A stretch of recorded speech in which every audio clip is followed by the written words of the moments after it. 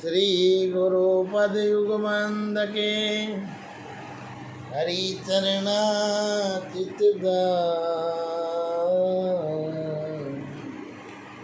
श्री हरिवंश पुराण कथा बहुमति अनुसार प्राणिन को फल देत जो बाप पुण्य अनुसार उनकी कथा अनुपये मुझ मंगलदायक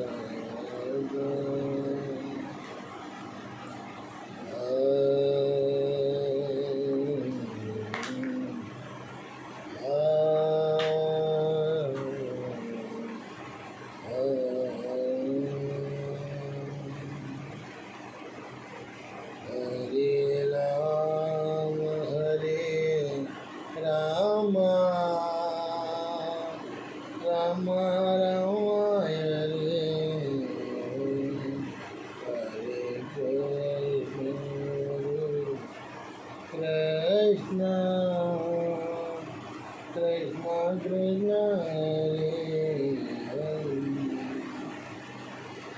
हरि अनंत हरि कथा अनंता हरे विष्णु पर्व में जीवन निर्वंता हर विष्णु पर्व में जीवन निर्वंता। बोलिए हरिवंश पुराण की जय। श्री हरिवंश पुराण कथा विष्णु पर्व 44वां अध्याय जीवन निर्वंता। 44वां अध्याय जीवन निर्वंता। श्री कृष्ण द्वारा श्री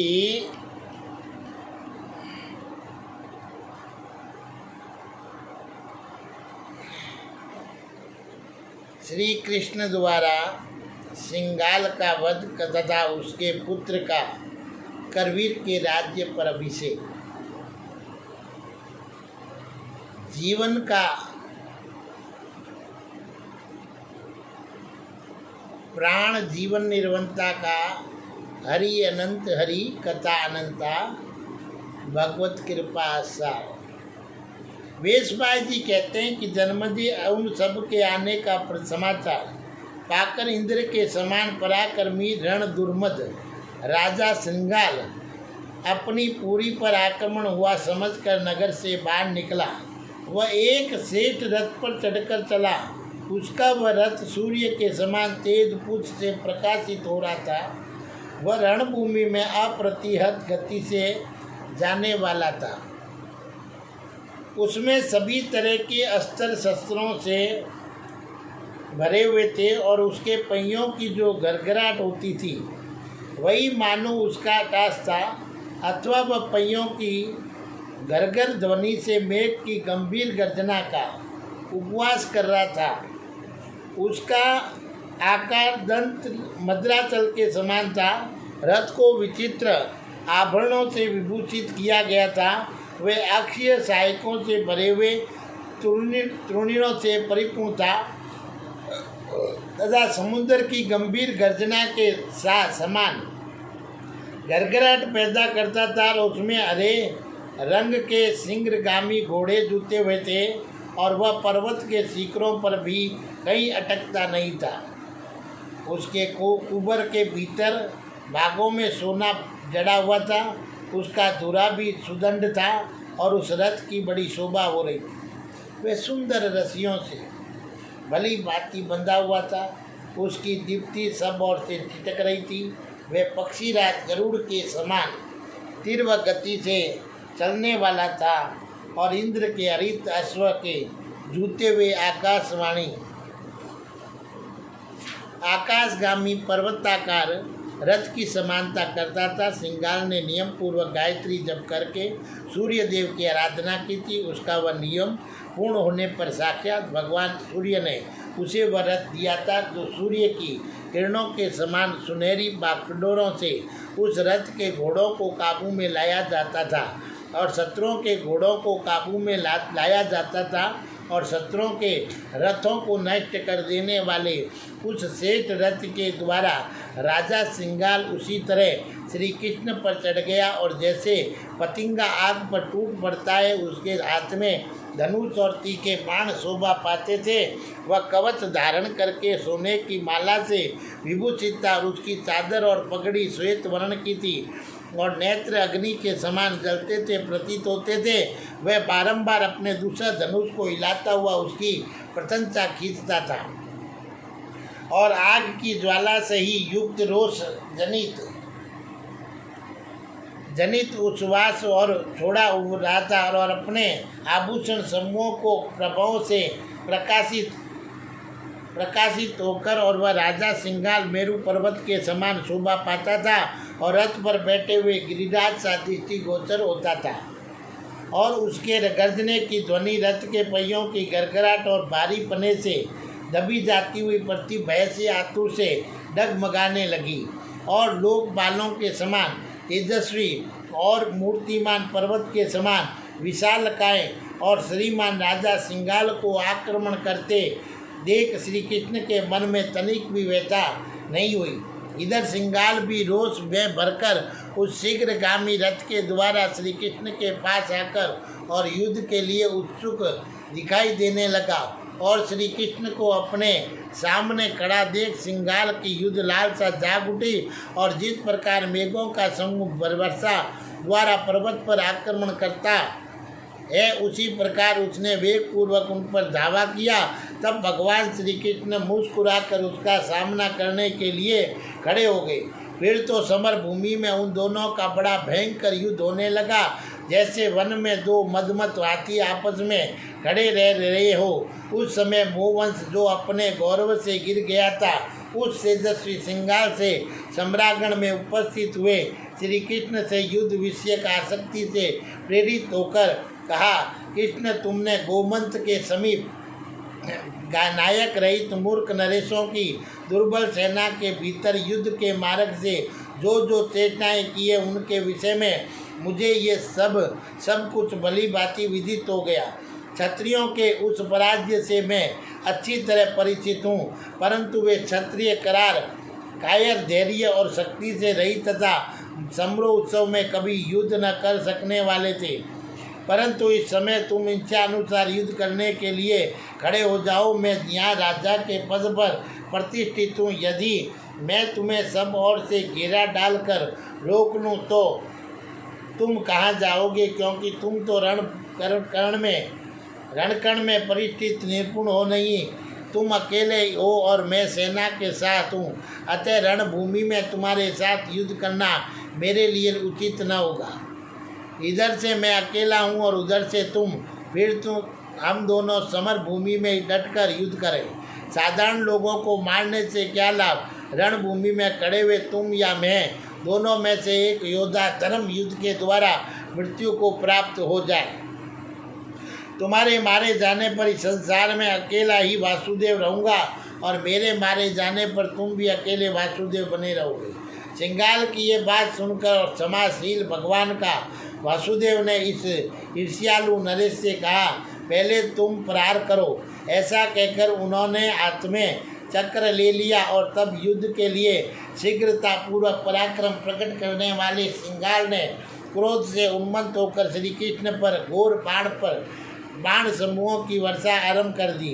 तो प्रतापी सिंगाल ने उस युद्ध में गोविंद पर मुसल आदि अन्य शस्त्रों का भी प्रहार किया और सिंगाल के चलाए हुए अस्त्रों द्वारा जिनसे आग की लपटें उठ रही थी, निर्धनतापूर्वक आहत होने पर भी श्री कृष्ण पर्वत के समान अविचल भाव से खड़े हो और उसके अस्त्रों से प्रहार से घायल होकर किंचित रोष से युक्त हुए भगवान गोविंद ने चक्र उठाकर सिंगाल पर प्रहार किया और रण दुर्मुर और महाबली सिंगाल घमंड में भरकर और रथ पर ही बैठ रहा था, अपनी जगह से हटा नहीं।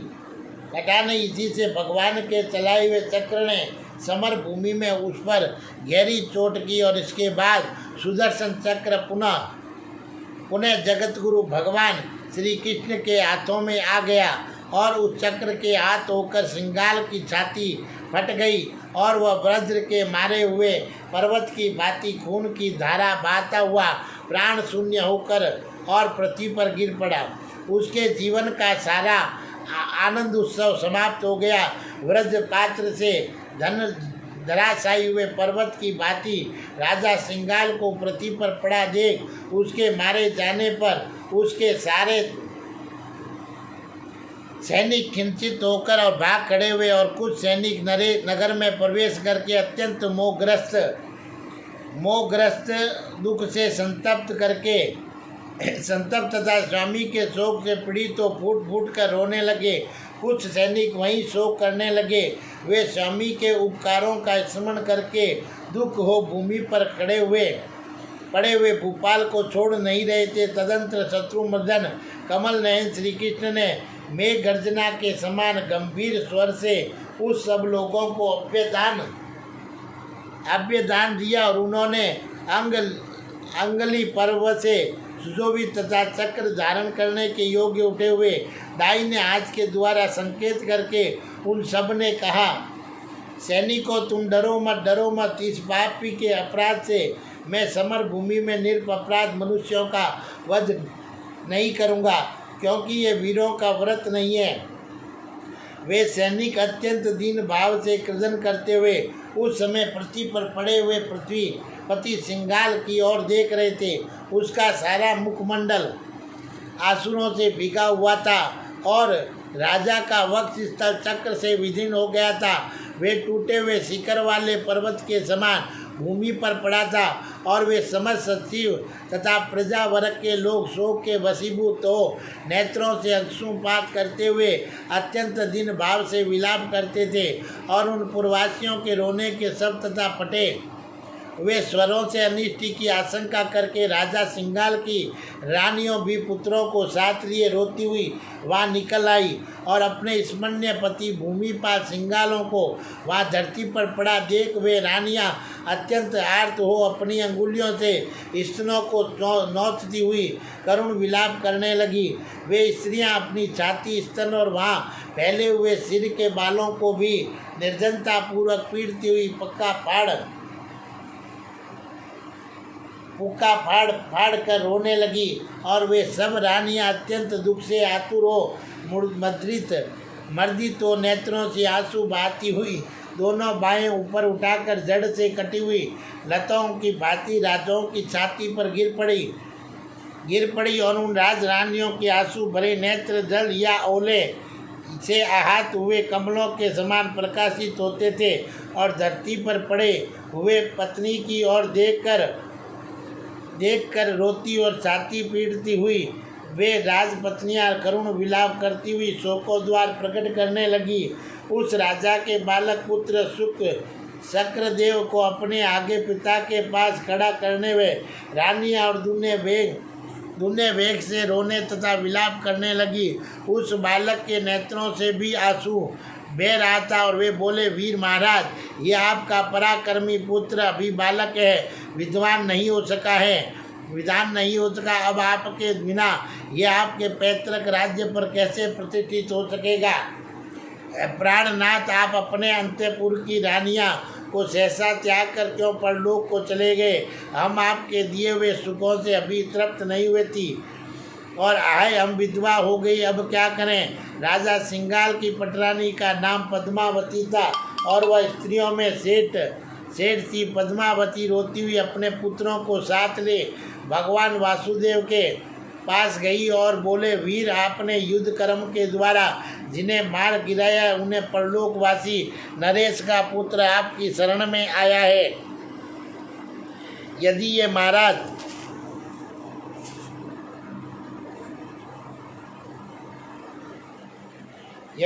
महाराज आपको प्रणाम करते आपको सम्मुख विनती भाव का परिचय देते अथवा आम की आज्ञा का पालन करते तो आपके एक ही प्रहार से इन्हें संताप का भागी नहीं होना पड़ता था। यदि ये मूढ़ विवेक शून्य नरेश आपके प्रति बंधु जनोचित बर्ताव करते तो इन्हें मांसभक्षी जंतुओं से गिरकर पृथ्वी का सेवन नहीं करना पड़ता। अनज्ञ वीर, यह आपके इस मेरे मरे हुए बांधव की ही संतति है। आप अपने पुत्र की ही भांति इसको रक्षा करें। और रानी का ये वचन सुनकर भक्तों में सेठ यदुनंदन श्री कृष्ण जी मधुर वाणी में कहा, राज रानी, मेरा रोष तो इस दुरात्मा के मारे जाने के साथ ही दूर हो गया। और देखो अब हम स्वाभाविक स्थिति में हैं। मैं आपका वही भाई बंधु हूँ। साध्वी रानी, तुम्हारे इन निर्दोष वचनों से मेरा सारा क्रोध दूर हो गया। राजा सिंगाल का जो ये पुत्र है, यह मेरे लिए भी पुत्र के ही समान है और इसमें संशय नहीं। मैं इसके सुख के लिए इसे अभ्य देने के साथ इसका राज्य अभिषेक भी कर दूंगा। और आप समस्त प्रकृतियां तथा मंत्री और पुरोहितों को भी बुलवाइए और जिससे आपके इस पुत्र को इसके बाप दादों के राज्य पर अभिषेक कर दिया जाए। तदंतर सारी प्रकृति, प्रजा आदि पुरोहित और मंत्री भी राजकुमार का अभिषेक करने के लिए उस स्थान पर आए जहाँ श्री बलराम और श्री कृष्ण विराजमान थे। इसके बाद महापराक्रमी भगवान जनार्दन ने राजकुमार को राज्य सिंहासन पर बिठाकर दिव्य अभिषेक की विधि से उसका राज्य अभिषेक कर्म संपन्न किया। सिंगाल के पुत्रों को करवीर के राज्य पर अभिषेक करके श्री कृष्ण ने उसी दिन वहाँ से शीघ्रतापूर्वक प्रस्थान कर देना उचित समझा।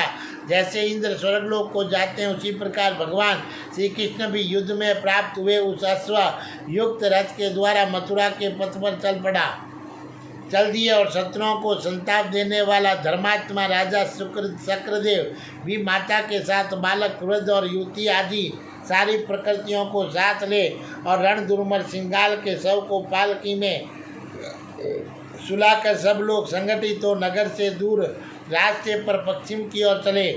शमशान भूमि में ले जाकर अंत्येष्टि की विधि से उन सब ने शक्रदेव द्वारा राजा का दाह संस्कार करवाया और पितरों के लिए पारलौकिक कृतियों का समाधान कराया।